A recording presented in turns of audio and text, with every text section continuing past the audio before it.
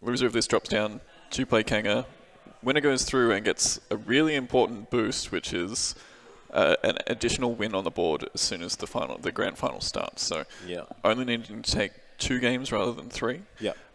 So really valuable spot here, and it's not just a seeding thing. So straight into picks and bans. LG Direwolves on the board first, take off Kronos. And we've already seen Kronos do a lot of work maybe when it's played correctly. Yeah, maybe too much work, and obviously Direwolves analysing that Limits is just too strong on that. And that was kind of what happened when we saw them last time up against each other in the OPL LAN finals. Same place here, and Limits sort of tore them apart, to say the least. Scary, scary god. Not to mention, there's been a buff to Kronos since then, so... Yeah. Let's not let Limits play it. Yeah. I'm on board. Osiris taken away by Legacy, no surprises there. Ganesh also taken off the board, another wholly contested pick this weekend. Yeah. Often focused out against Skyfire, and we saw Trilogy do a decent amount of work on it. Yeah. Other times that it's gotten through, it's performed strongly in anyone's hands. So it makes a lot of sense. Get rid of the Ganesh, make the support picks a little bit more open. We've seen a good variance of supports, although Kepri locked in for Direwolves. I think they played one or two games where they didn't pick Kepri, and now this is over the entire split of CGPL. And they've played it already once today to great effect. Saw how strong Sporks was on it. Great synergy with his team, and I really like this as a first pick and prioritizing it. Legacy respond, take away Soul, so the Morrigan's still open here though. Does that go to mid or ADC? Because Soul ADC, we saw it before, it was effective. Kamazots, 100% pick rate so far today. Yeah, hasn't missed a game, and Ro won't be playing it this time, so Ro will be forced to go to something different. Not that that's going to worry him too much. Pretty wide god pool. Yeah. No Raven, no Kamazots, but we've seen him even play some with Kong in the jungle. Yeah, so and it works. A lot of things open to him at this point. But the Morrigan does get through. Are they just not afraid of Vegeta's the Morrigan? If you have two Kepris, you can revive two people. You can. So why not pick Morrigan here? There's no reason for Ochita to not pick it up. Yep. You want to pick it up in this stage before the second ban phase. Otherwise, they'll 100% ban it. And Legacy, while Soul's a flex pick, they already know the matchup. So Direwolves already know the potential matchup, and they go ahead and lock in the Morrigan as expected. I think this is a strong first 3 draft here from Direwolves. Legacy got 2 strong picks, but they need something with lockdown. Neither of these gods have hard CC so far. Morrigan has a stun. Kepri has a lot of CC. Erling Shen has his own CC as well. So far Direwolves have the control game locked down. They certainly do. And that's only in their first 3 picks. So Legacy need to pick up maybe a support here. I think that'll be the focus of Direwolves moving forward in the next ban period. What support do you go for? Because we mentioned the Geb is not that strong, especially in the early game where his clear is not that strong. What else is still open? You've got quite a lot of things. You've got Sylvanas maybe if you want to. You've got Barkus possibly. Well, Gruff now is the coach of Legacy, I believe. So if anyone's going to pick Sylvanas, it'll probably be Legacy. But some Wukong makes sense. Get that in there. They've now got their solo lane matched up with Erling Shen, so I mean the Morrigan could potentially go to Ro in the jungle as well. You never know. Why not? I mean, Ochita's the Morrigan is very strong. Yeah. Don't get me wrong. But I wouldn't put it past Ro to pull that out as a flex pick. Yeah. Here. If things go differently in the draft and they need a different mid laner, then throwing the Morrigan into the jungle isn't terrible. What would you put in the mid lane then? You would maybe get a Toth. You get a Toth. If it goes through, Giannis, Agni. We've seen everything today. You could even go with a Hunter if you really wanted to. You could go a strong, clear team fight presence like Medusa. Yeah. Something along those lines if you wanted to run double Hunter. So still a lot of options open. Geb gets taken off the board, so they won't have to worry about that Legacy. Nemesis banned away by Legacy, so respecting Ro's Nemesis. Yeah. Always smart. Yeah, you must respect Ro on any god that he plays pretty much because his god pool is that deep and he knows what he does. He knows what he needs to do on every single god. Yeah. always very situationally aware. Yeah. The whole side of Direwolves, that's their biggest strength, right? They have great synergy, but they also know what they need to be doing at each point in the game. Yeah. Legacy have that capability. It's keeping up that consistency. They got the better of Direwolves at the last lane. We'll see whether they want to pull out too many strats here, because they could potentially face each other again in the final. Yeah, that's the thing. So they don't do these teams go all out and get that important extra win on the board in the grand finals? Yeah. Or do they go 75%? Go, okay, we're going to show you a couple things, but we're not going to show you everything. Yeah, well, that depends on how strong their 100% is, because you could pull it out now, you get to the finals, and then even by tomorrow, whoever the loser is, maybe doesn't know how to counter your 100% effort and strategies. You know? So it's a decision that the teams need to make, and when it comes down to it, I don't think it really makes that much of a difference, because both teams will want that revenge win. Well, Direwolves want the revenge, and Legacy want to take out the LAN again. They want to go back to back. That's it. Who doesn't? You always want to go back to back. Exactly. No one likes losing. So Odin gets taken away here as well. Smart pick. Someone can get out, Kemzots can get out, someone can get out, but Odin just locks people down. I like the Athena ban. I think Athena's kind of underrated in the current meta. Can be punished pretty hard, but still a strong support. We saw Trill play her earlier, not to great effect. But that's the Athena behind. Athena behind isn't great. Direwolves aren't going to allow the team, allow themselves to get behind like that. They might fall a little bit behind in the early game, but they're not going to be 5k behind, and the supports aren't going to be 3 levels difference. You see Sanonos locked in for Legacy. Rama and Naja. We're going to see the first Naja of the weekend, and it's going to be on Ro. Ro's Naja is pretty nutty. It is, and we were talking about this the other day. The ring toss. Yes, that thing. 4 bounces at level 1. Is scary. Decreases protections.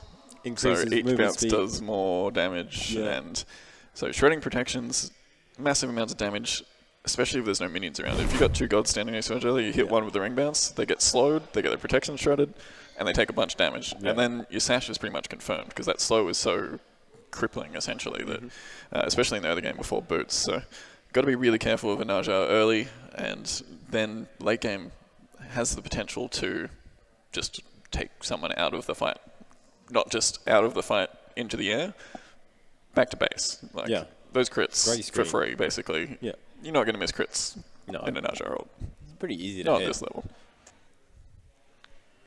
Trying to remember the last time I missed one. It's pretty hard to miss. As soon as you get that feel for it, you know, you're going to crit every single time. And as soon as you get Deathbringer, then those crits deal so much damage. To a squishy, you can basically ult, hit every crit, and you kill them, like, from full HP. Well, kind of seen a shift away from Deathbringers being built on Naja in a lot of cases. Really? The penetration, getting an extra penetration item is sometimes more valuable than having a Deathbringer. Deathbringer only crits for an extra 40% these days, so that's true. Does a lot of damage, sure, but you already have the potential crit chance on Sash, as well as the 2, can't think of the name of it, but that gives you passive crit chance as well. So Deathbringer, while it's viable, you guaranteed crit in the ultimate. If you've got more penetration, those crits hit almost as hard as the 40% increase that Deathbringer brings you. So Deathbringer being such a large outlay in gold, not necessarily worth all the time. You can get a cheaper penetration item for that. So it's been a bit of a shift away. Some Najas still do build it depending on the situation, but be interesting. Terra is the last pick for Legacy though, and first Terra of the day. Yeah, got banned away once earlier today, but a strong god. Let's just. I think what I like most about her is the ult and the presence that it gives the entire team. Move speed, a shield, and increased cooldown reduction with no mana use on any of your abilities. So if you're trying to run away and you've run out of mana, your dash is on the cooldown, Terra just ults and you can get away. That's it.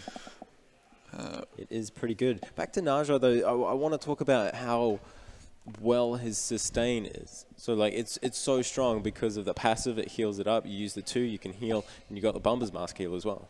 Yeah, it's always tough to poke a Naja out. He's able to, not to mention a Naja with Bracer of Undoing, to really top that off yet again. So we see a cheater going for his preferred build here, the Soul 2 Reliquary. Most likely into Swiftwing is what we've seen today. Yeah. We've got fairly standard starts here from the rest of players, but not anything too janky.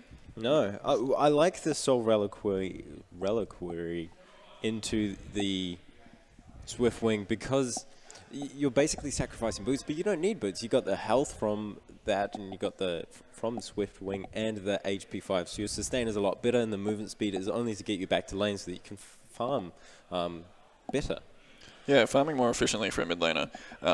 It's the shortest route back to your tier 1 on the map, but being able to pick up back camps, basically getting to back camps with Swiftwing, picking up the back camps and not missing out on any wave experience. But good poke coming out here onto a cheater, but return to L Chuckles at the same time.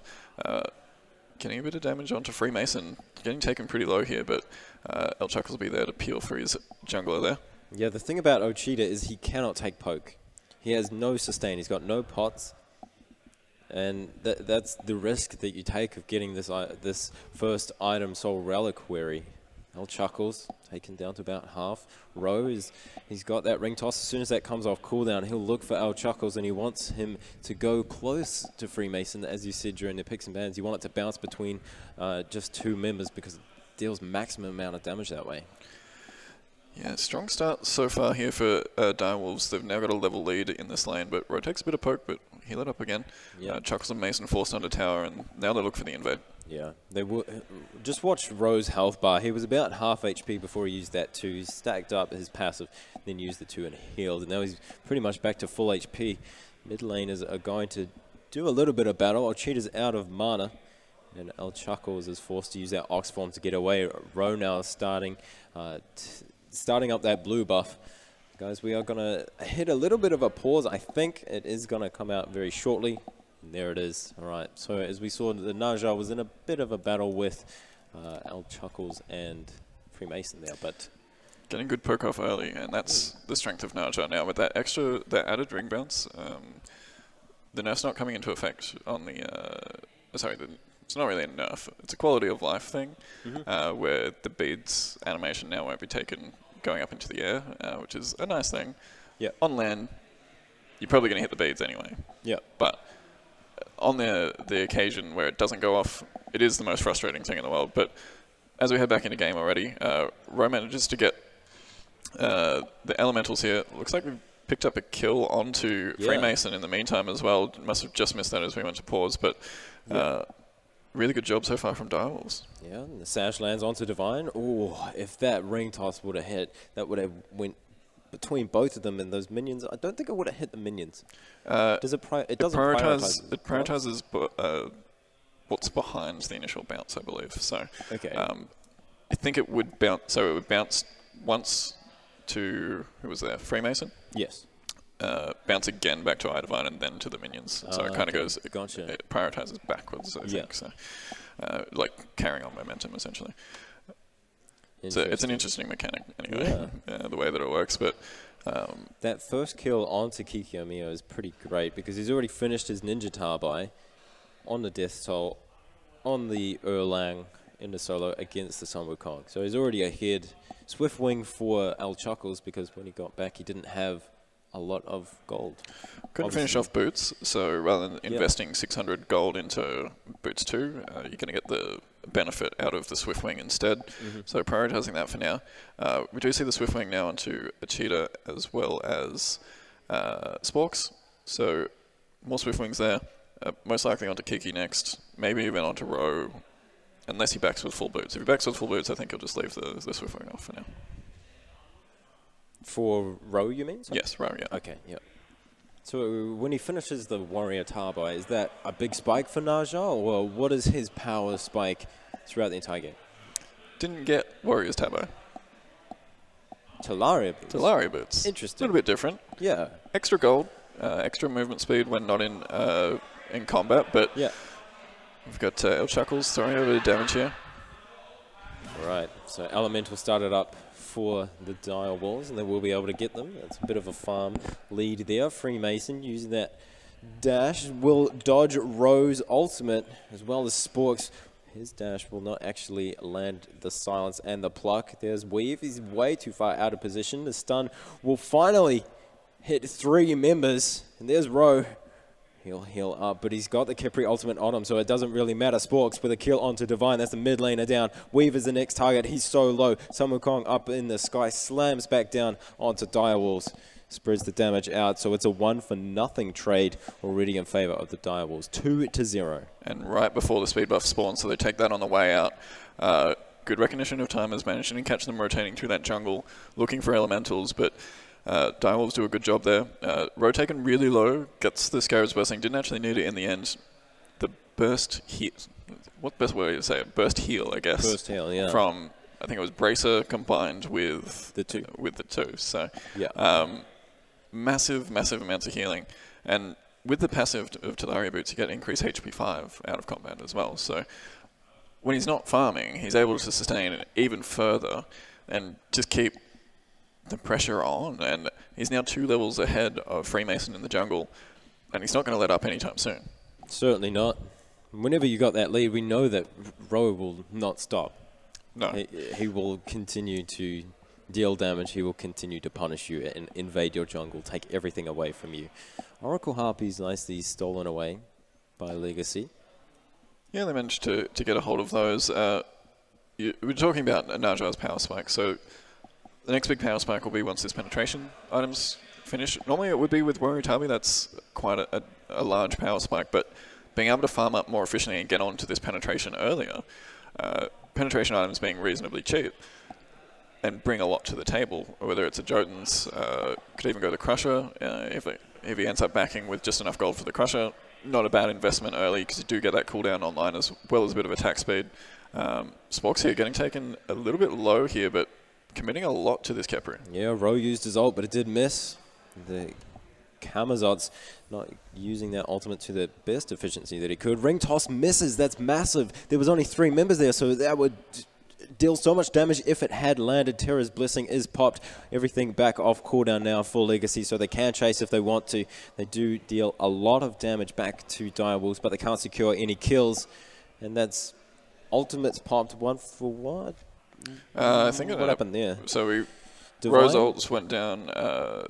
Kiki's used his in the solo lane. Chuckles used his in the solo lane. I think just in that mid fight, Freemason, Divine, and Weave used all 3 of their ultimates. So Rose off the mark, but they get 3 ultimates in return and don't lose any members. So heavily in the favor of Direwolves right now as the next team fight. When did Ochita use his? Might have been in that chase down kill around speed buff. That'd be about the right timing. So must have transformed. Must have just. It's so hard to keep track of when the Morrigan is. Yeah. If it's the actual character or if it's the Morrigan chasing them down. So just managed to get that back off cooldown. So they'll be looking for another fight now, knowing that all those other ultimates are off the board. Sporks is already at speed buff, finds Chuckles, and just going to give each other a bit of a poke battle, but not much difference between the two of them, really, in terms of damage, but speed buff, Weave looking to secure that, and Ro and Sporks having nothing of it. Look, there's 4 members of Direwolves here. 4 for Legacy as well. The only people who aren't here are the AD carries. There's Sporks landing the pull onto Weave. Up in the sky he goes with Ro's ultimate. Will he be able to pick up the kill? No, not quite yet. Finally, he does go down. That's the support, but they did spend quite a lot of ultimates to get that. Actually, no, 2. That's not too many. 3 on cooldown for Legacy as Sun Wukong's ultimate comes back up off the cooldown. That's only 1 kill, a speed buff, and a blue buff now for Direwolves. So, as we said, whenever they take something from you, they will relentlessly just pull everything away from you, and you can't get back into the game.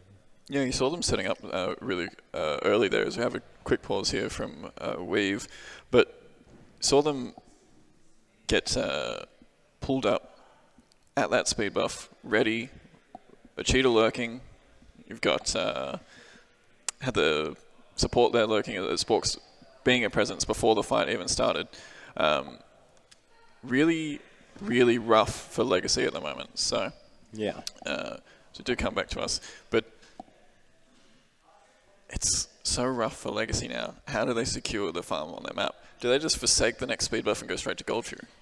Maybe, or at least do what we saw Skyfire do was that they showed 3 people in the solo lane and then went for the Gold Fury. So they just need to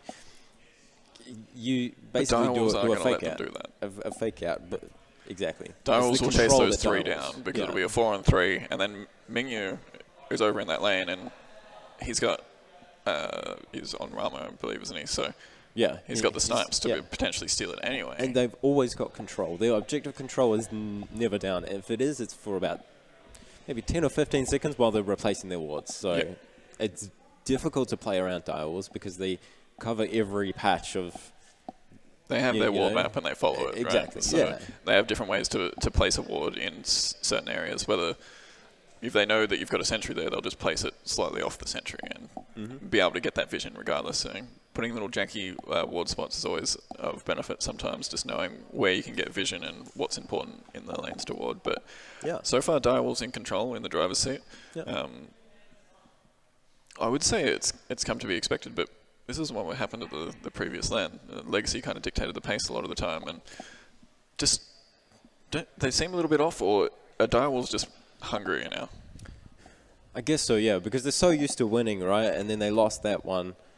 They were like, oh, that's a giant wake-up call for us. Yeah, what are we going to do? We've got to practice a lot more, we've got to scrim a lot more, and we're going to come back.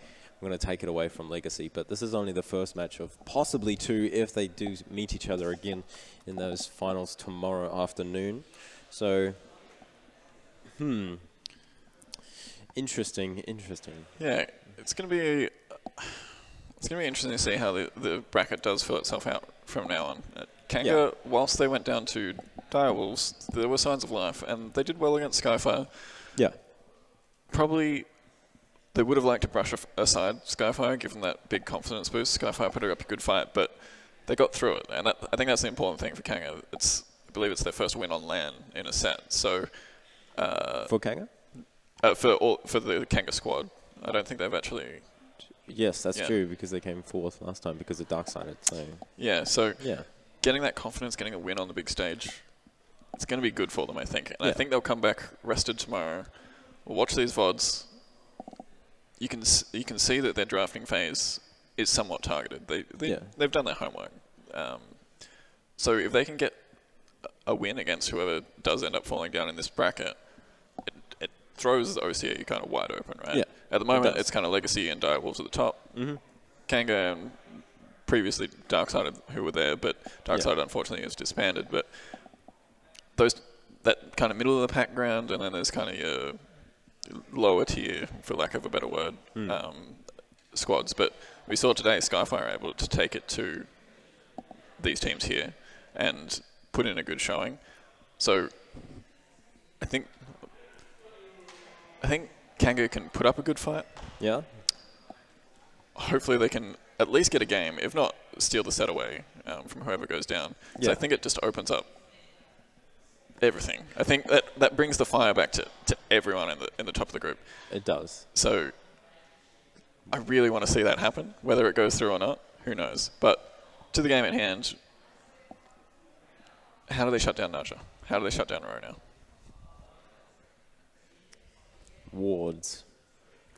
Vision. You need to play around it, and you need to make sure that if he is using that ultimate to either use your beads or do what Freemason did, and he jumped over it, which was perfectly timed. He pre-beads it as well. Did he? I think he beads then devoured. Yeah. So he knew it was coming. At the same time, Ro missed, I think, just one so far. He's missed 1 or 2, but Naja, whilst the ultimate is fantastic, his main source of damage is that getting a nice big sash off if you get the lucky crit there. Yeah. The ring bounce, which just causes utter chaos. Yeah, which is another thing. Ro has missed a couple ring tosses that could have resulted in kills.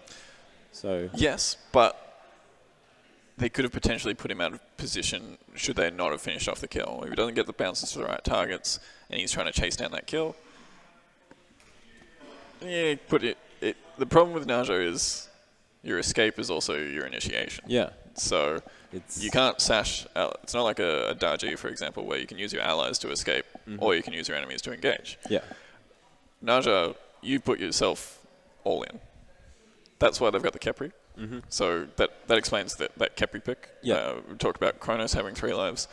Having a low mobility, Nigel's not low mobility, but only really a forward charging pretty jungler. much. Yeah, unless you use your ult to escape, which is ult to escape, which is a waste of damage essentially. So having that Khepri on board allows Ro to go into these aggressive spots. So and Sporks has always been there for these fights. Yeah. So even if you locked out Ro, you've then got Sporks dropping a Scarab's Blessing, and then all your burst is thrown into a character that has Bracer of Undoing, a self-heal, and a Scarab's Blessing. Yeah. So anti-heal to start, Brawler's Beat Stick, get it onto Camazotz as soon as possible. Yeah. And then go from there. Yeah. You can't really do much about a Khepri Revive. If it's timed properly, then you just can't do anything about it. And Sporks is proficient enough to do that. Yeah. That's something else about Sporks is he just leaves Mingyu to solo the enemy ADC. And That's what Mingyu wants to do, though. So they fight as 4 all the time. Yep. Which is great. I mean, you see, the way Direwolves are playing is the proper way to play. It's the most efficient because the numbers advantage is there. And if the mid laner doesn't rotate to the solo lane fast enough, or the jungler isn't there in time because he went to Oracle Harpies or something, then you're going to lose because the numbers advantage is just so good.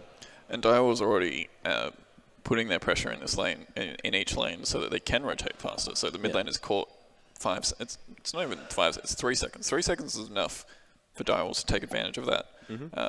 Overwhelming numbers, get a pick, get out. Legacy, they need Weave to lock someone down as Terra.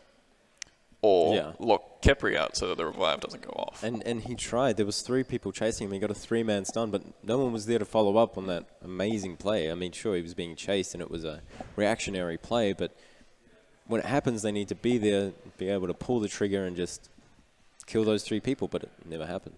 But at the same time, that's a little bit of Weave being out of position. He should recognize where his teammates are. Maybe his teammates gave him a call, like, yeah, we're here, but they were a couple seconds behind. Yeah. It's just that sharpness, that quickness that they have been playing with recently. Maybe it's just a little bit of rust. As we head back into game now.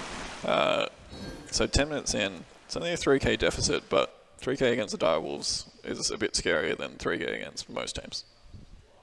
Yeah, because as we keep saying, whenever they're ahead, they play like they're 10k ahead, even if they're 1k. They will play so aggressively and just engage on you all the time to make sure that you stay behind.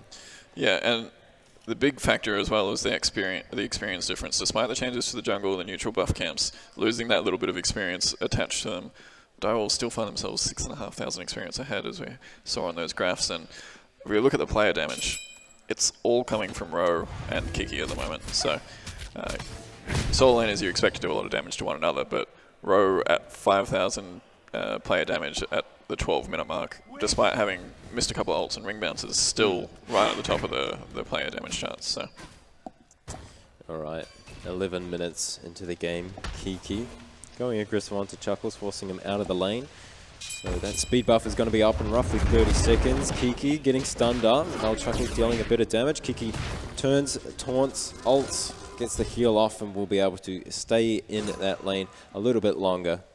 Yeah, he uses Heavenly as well, just to make sure he does manage to get out. Sporks and Cheetah look to rotate just in case he needed help, but makes the call out. They backed off a little here, so ooh, very nice solar flare there from Sporks, managing to root all 3 members there from Legacy. Yeah, Ochita is in stealth, but does get rooted.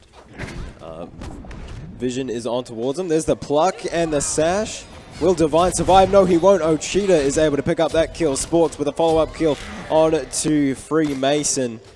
And Weave, Divine, and Mason all fall 3 for nothing. 6-0, 12 minutes into the game. Direwolves looking flawless. What's better than 1 Naja ahead? 2 Naja ahead. Yeah. Yeah. Yeah. Saw the power of double ring bounce, double sash, the amount of lockdown that provides. Even the ultimate out of a cheetah to finish off Weave at the end, I think it was. So now swinging even further in their favor, 8,500 experience. Still just 3,500 gold, but that experience is what's really going to cost Legacy soon as Portal Demon gets taken as well. It's absolutely massive. 12 minutes, 9k experience. They've got the Portal Demon. They'll be able to come back into the map and have lost almost nothing. Divine up in the sky. How much damage is he taking? Far too much for him to handle. Back down on the ground. Ro able to pick up that kill. 7-0. How do Legacy come back from this? Ro is so far ahead. Yeah, already has a beat stick online, building into what likely will be a mass immune, I would say, off that tree. Maybe even a stone cutting sword if he's far enough ahead that he can afford it, which he pretty much can at this stage. Beat stick, or yeah, I would say it would be beat stick for Freemason. He's 4 levels behind. Still hasn't managed to finish off beat stick at this stage, so it's going to be a while till they can pull off this, put some anti-heal down to deal with Ro, and for that matter for Kikiomeo, who's level 14 as well. 4 level difference, now 3 level difference between the junglers. Freemason is so far behind, and we've seen that Kamazots has played very well across this entire day, but this is the first match where he hasn't been doing very well, only because Ro is just playing fantastically, and he's got the support of the rest of his team. Yeah, the entire team just looking really, really strong at this point in the game. They're not having anything, they're not allowing Legacy to even get a foothold in this game at this point. It's just been one thing after another. Speed buff, blue buff, picks. Even Sporks is now a level ahead of iDivine in the mid lane. So iDivine's taken 3 spills, 2 for this. The thing is, the side lanes are doing fine. Kiki's ahead, but oh my god, that's through his team fight presence. Did you see how much damage that Dark Omen did? Yes. Like, wow. Snipes coming through. Divine rooted. Last one will land. Forced into the disapparated form. He's forced to back away. Play passively. Look at Kiki around the back. Will he be able to pick up the kill? The pin lands. But he's got the healing from Tira and that Radiance. That one ability to heal him up based on percentage of max of current HP. Weave being the victim again here. Just I mean, goodbye, Freemason. There's not much to say about that. There's so much damage coming from Direwolves. There's a Supernova to try play defensively. Legacy on the back foot under their tier 1 tower, and this is Direwolves diving all the way back to that tier 2 tower. You can see Kiki was onto Weave, but now he's retreated. The pin comes out. Sporks below half HP. Al Chuckles going up into that somersault cloud, summoning that decoy, but it's going to do nothing. That tower falls anyway. They're off the... Did they get the Gold Fury in that time? They did. I believe Direwolves managed to pick it up whilst Freemason was in the air. So Mingyu finished that one off. They get the Gold Fury, they get a pick there onto Freemason. Kiki gets a Tiger Stunt here. I think he's just too tanky. Yeah. Like, you can lock him down for as long as you want, and he just turtle forms away. See you later. Sporks out ultimate just in case, but yeah, I don't know how Legacy get back into this game at this point. Yeah, it's just 15 minutes, and they are 6-7k gold up. Yep, a full item and a half behind in the jungle. Dear God, that is fully stacked Booker Toth. Heart of the Urchin starting to stack up. Even a Balance Blade ahead in the Hunter role, so it's looking a bit dire for Legacy. Sure does. Haha, nice one. So do you reckon it's down to the patch changes? They haven't had a lot of time to play this since Tuesday, right? Or a week and a bit? It's been about, I think it's been, this is the 2nd week of the patch being live, so it's been a bit of time. They would have been scrimming for the last 10, 12 days, but maybe Direwolves just adapted a bit faster than what Legacy have, and Legacy seem to be on top of what the meta involves. I think Direwolves are they just don't want to lose. They want to take this win. They want to have the morning off tomorrow, and they want that extra win on the board, so they have to go potentially 2-0, and they'll win the best of 5. So yeah. So 12k experience, 17 minutes. So we could be talking about a perfect game here. So perfect game is basically no objectives lost in Gold Fury and Fire Giant, no towers and no deaths. And so far, they are on point. 17 minutes into this first match, though, so just a bit early. if Mingyu dies here, look how low he is. Will he get picked off? He hasn't used that ultimate just yet. I bet he has. He's up in the sky and he comes back down, and it did ruin it. As soon as I say perfect game, he dies. I knew it. It had to happen. You can't give them the caster's curse there, man. I mean, well, I got to. This is me giving Legacy a chance. Oh, so you take Legacy, I say. Bias in the booth. Portal Demon started up for Direwolves now. Yeah, indeed. So Portal Demon finally taken for the Direwolves.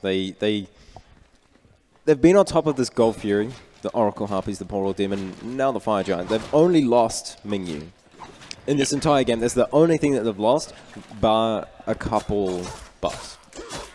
But Mingyu just stays at the same level as Limits now. Like, he loses a bit of farm here, he loses his tier 1, so he won't be able to just kind of chill in lane, and he'll be looking to rotate more though, which is just as a scary proposition. You've got a fight breaking out here in the jungle. Sporks comes in. Yeah, and now Weave looking to engage. Does get the root onto Kiki, but he's so tanky. There's hardly anything that Legacy can do. Goes and gets a 3-man Torn. iDivine is out of mana. Uses that 3 to try to get away. He will be recalling. Row lands the sash. Yeah. Not too much damage. The ring toss misses, and that's a sprint popped by Legacy just to disengage. They are so afraid of Direwolves, which is, I mean, it's fair. They're so far ahead. Yeah, they just want to be able to farm, and Direwolves recognizing that's what they want to do. They don't want to allow them back into this game. So, smart play by Direwolves, but good recognition from Legacy. They can't fight yet. They need some more experience. They need to be at a point where they can at least fight back. But what can they do? I mean, Direwolves are just going to keep pressing W at them and just chase them down at this point. I think they've got to pull it out to the late game, go to everyone being level 20, so the experienced lead is negated, and then try to get to that 5 to 6 hour item stage as well, where it's even. So they need to stall out at their Phoenixes, at their tier 2 towers, which will be difficult because, I mean, Direwolves will be diving that. So, do you really want to take Direwolves to late game against their comp though? You've got the Morrigan, you've got Arama, you've got a Capri. Sure, Erling falls off. Sure, Najar somewhat falls off, but Freemason. Damage. That hurt just to watch. But Cheetah, please be gentle to these poor men. Bats are endangered. Well, some bats are. Anyway, so what else can Legacy do other than go to the late game? Sure, it's still not the greatest idea because Direwolves' late game team composition is so good, especially with that Ram and the Najar, as you said, with the Morrigan can turn into anyone. So, yeah, but what else can they do? There's nothing else. They do need to stall, and yes, they need to get to late game. Once they get to late game, they need to be 100% on point with their picks, their target prioritization, and get a hold of them as Mingyu managed to take out Chuckles there, and Freemason up in the air as well. Yeah, did you see that? iDivine used his ultimate at the same time. Mingyu picking up a double kill. Ochita with a double kill as well. So that's 4 kills for the side of Direwolves, and they traded no one. Only a little bit of damage onto each and every member. Full DSI, 20 minutes into the game, 13-1. Direwolves are so far ahead, and they are relentless here in game number 1. Yeah, just great work, great team fight. Take advantage of Legacy pushing out a little bit further than what they wanted to. They wanted to try and secure their own buffs, and Fire Giant immediately called from the DR side. No messing around here. This should be very much free for Direwolves, and they'll look to press down probably the rest of the towers at a minimum. Yeah, Portal Demon not up quite yet, so they can't teleport straight back. But as you say, going for those towers. That tier 1 probably the first target because it's just so easy to fall. I mean, and that's the side of the map you want to pressure, right? You want to take the duo lane towers, get that off the map, because the next Fire Giant that spawns, it causes pressure to be relieved on that lane from the minions. So if they can, maybe they forgo the other two tier 2s in mid and solo lane, just look to push the Phoenix, maybe siege it up. They're going to take the Gold Fury first, which makes sense. Take the golden experience off the map for Legacy, stop any comeback potential if they do manage to get a good fight off here. So it's all going to come down to limits at this point. Everyone else is just so far behind other than Chuckles. Yeah, I mean, it's so difficult for Legacy to do anything, because as you say, Direwolf's taking Gold Fury off the map, but they're doing that with everything. They're taking everything away from Legacy, so they can't farm, they can't safely defend towers. There's the Sash. Divine taken down to half HP in about 2 seconds, less than 2 seconds. A couple of autos, a couple abilities. That's half his HP gone. He is healing up with that Radiance though. Look at this, they are coming around the back. Ochita down to about 10% HP. Uses that Aegis to stay alive. 4 ultimates already used in this fight. 22 minutes into the game, and Ram is going to look so scary. He is able to pick up the snipe onto Divine, who was under the Phoenix. L Chuckles decoy is actually very low. Freemason will be the next to fall. Mingyu with a double kill. Rowe used that ultimate, but didn't actually get a kill with that. Ochita still at about 10% HP, so he's just off the back of this fight at the red. He's farming up. I mean, sure, you're at 10% HP, but when the enemy are so passive, you don't need to back. Well, yeah, they couldn't chase because Direwolves turned around, peeled for the mid laner, and then turned the fight on its head by taking out Idivine and Freemason yet again, both now 0 and 5 in their respective roles, and that's where it's falling apart so far. That the side lanes, again, doing just fine, but the 3v3 fights in the mid, Direwolves are just running through the entirety of Legacy's roster there. So even looking at the player damage, you've got Erling Shen at the top, Naja second again, and then you've now got Rama and the Morrigan starting to creep up there as well. And the Morrigan's about to finish off a Rota to Hootie pretty soon. It's getting pretty heavy for Legacy. I mean, there's not much they can do here. I mean, we tried to analyze it before. What can they do? They bring it out to late game, but I don't think this game is going to the late game. 15-1. What's the gold lead? It is about 9k. 19k. No, that's 15k. I 15. can't do math. It's You 19 cannot do math. XP. That's okay. That's my cover. Yeah. 19. Yeah, you're just reading the experience graph. Mingyu picks up another kill onto Chuckles, and Spear tier 2 falling for Direwolves. Split push being enabled here by limits. I don't think Direwolves are really going to respond. Yeah, there's the Sash onto Divine again. So much damage onto this mid laner. There's the ult from Rowe. It won't land, but it will get him into a position to follow up that kill onto Weave. Divine is the next to fall. Ochita with that kill. It's 18-1. Looks like the players taking off their headsets, and that will be the game. Game number 1 of Legacy versus Direwolves. 1-0 in favor of Direwolves, and that was so convincing. That was absolutely insane amounts of pressure. Yeah, Legacy, bit rough. Bit of a rough start there. Just a little bit. Maybe they're just taking a little while to warm up, but Direwolves just absolutely dominant fashion. Look at Kiki. He's not even phased. He's just like, all right. Didn't even break a sweat. Yeah. Yeah. He's chill. Rough laugh. But yeah, Legacy, not enough lockdown in that comp. You've got a Terra and a Summer Kong who disrupts, but outside of that, you've got a Soul that can slow, you've got a Kamazots that can slow, and a Kononos who can disrupt again. But nothing to keep you in place forever. You've got it's all on the back of Weave at that point, right? He has to lock someone down. But while he's locking someone down, Direwolves just launch onto his backline. Yeah. So while they try to initiate, Direwolves just go, hang on, we'll just kill him. Yeah. Well, either just take Weave up into the air so he can't actually peel for anyone or lock anyone down. Yeah. Or the rest of the team gathers so around him. Can't lock down a cheater if he's someone tanky, or if he's even Najee, take himself into the air to peel for himself. And it's just, it's a bit of an outdrafting as well as outplaying. Yeah. Direwolves just playing so well so far this land. So what do you ban if you're Legacy? Because in the first stage, if you ban Naja Morrigan, then you leave Osiris and what else was open there? Ganesha and something else. Highly sought after. Yeah, Ganesh was banned away by Direwolves, so Kronos. Yeah, that's the big one. Kronos is the other big one, so I'd be looking to ban away the Capri. Was that really the problem? Because there was only one kill. And that was onto Mingyu. But Capri provides the pressure, and it allows your jungler and solo to just walk anywhere they want in the jungle, right? So the Morrigan doesn't have great clear early, decent clear.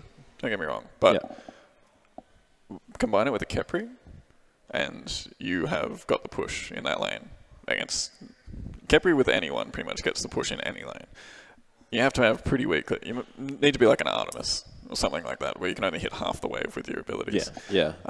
Feels bad, man. Yeah, rough life. But you can't allow Direwolves to play Kepri. They've played Kepri nearly every game. Unless it's been banned, they've played Kepri. So that's their priority banned support. once today, and then throughout the league, it was only one game where they didn't And it was play. banned in that game. Yeah. So common denominator. get rid of Kepri. But then you can't really afford the Morrigan to go through, as you said. Yeah. Naja was a 5th pick, so Direwolves obviously will pick Naja if they need it in their comp, but it's not their first priority pick. Camazots was that pick. They let that go to Freemason, and then they just picked the counter, essentially. Yeah. So Naja able to deal with Camazot's early pressure by providing his own pressure as well. So it's going to be rough. I think they just need to adjust their own comp rather than trying to take things away from Direwolves. Direwolves, yeah.